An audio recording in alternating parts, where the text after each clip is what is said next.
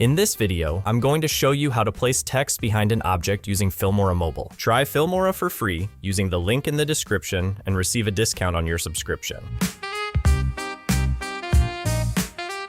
I'm already in Filmora Mobile. First, we need to create a text-only video. To do that, start a new project, then go to Stock Media and open the sample section. Add a black color clip, then tap Import. Now, click on the text option and add your text. You can change the font, color, and style. It's totally up to you. After that, increase the text duration to match the length of your main video. Then, export the video, make any final adjustments if needed, and export. Now, start a new project. I've imported a stock video where I want to place the text behind this person. Go to the picture-in-picture PIP option and add the text video we just made. Resize the text as needed and click OK. Now go to PIP again and import the same stock video you used earlier. Resize it to match the original video size and tap OK. Next, select the last imported video and go to Smart Cutout. There are multiple ways to remove the background. For this video, I'll use the Object option. It will automatically detect and remove the background. You can also use Customize Cutout to manually select your object. This gives you a more accurate result. Now select the text video, go to blending mode, set it to screen, and tap OK. And that's it. As you can see, our text is now placed behind the object. It's a simple but powerful technique in Filmora Mobile. That's all for this quick tutorial. Thank you for watching. Make sure to subscribe and hit the like button. I'll see you in the next one.